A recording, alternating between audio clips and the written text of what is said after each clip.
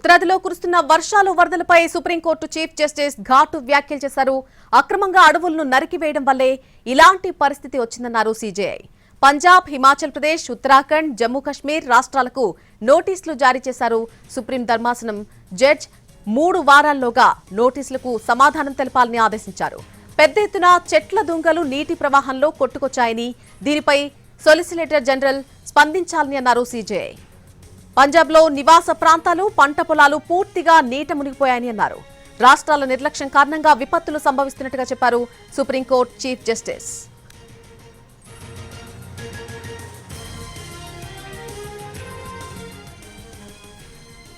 ఉత్తరాదిలో కురుస్తున్న వర్షాలు వరదలకు సంబంధించి సుప్రీంకోర్టు చీఫ్ జస్టిస్ ఘాటు వ్యాఖ్యలు చేశారు. అక్రమంగా అడవులను నరికివేయడం వల్లే ఇలాంటి దుస్థితి వచ్చిందన్నారు సీజేఐ.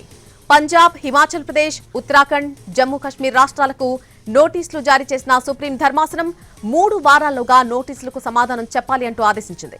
పెద్ద ఎత్తున చెట్ల దుంగలు నీటి ప్రవాహంలో కొట్టుకొచ్చాయని, దీనిపై సొలిసిటర్ జనరల్ స్పందించాలని అన్నారు సీజేఐ. పంజాబ్లో నివాస ప్రాంతాలు, పంట పొలాలు పూర్తిగా నీట మునిగాయని చెప్పారు. రాష్ట్రాల నిర్లక్ష్యం కారణంగా విపత్తులు సంభవిస్తున్నట్టుగా చెప్పారు సుప్రీంకోర్టు చీఫ్ జస్టిస్.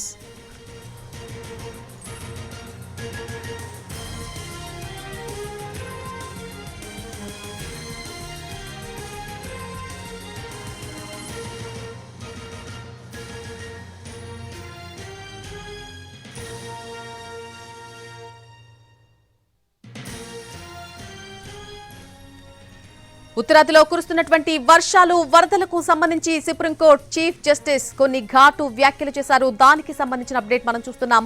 అక్రమంగా అడవులను నరికివేయడం వల్లే ఇలాంటి పరిస్థితి వచ్చిందని అంటున్నారు సీజేఐ. పంజాబ్, హిమాచల్ ప్రదేశ్, ఉత్తరాఖండ్, జమ్మూ కశ్మీర్ రాష్ట్రాలకు నోటీసులు కూడా జారీ చేశారు. 3 వారాల్లోగా ఈ నోటీసులకు సమాధానం చెప్పాలని ఆదేశించారు. పెద్ద ఎత్తున చెట్ల దుంగలు ఆ నీటి ప్రవాహంలో కొట్టుకొచ్చాయని, దీనిపై సొలిసిటర్ జనరల్ స్పందించాలని అన్నారు సీజేఐ. పంజాబ్లో నివాస ప్రాంతాలు, పంట పొలాలు పూర్తిగా నీట మునిగిపోయాయని చెప్పారు. రాష్ట్రాల నిర్లక్ష్యం కారణంగానే విపత్తులు సంభవిస్తున్నట్టుగా చెప్పారు సుప్రీంకోర్టు చీఫ్ జస్టిస్.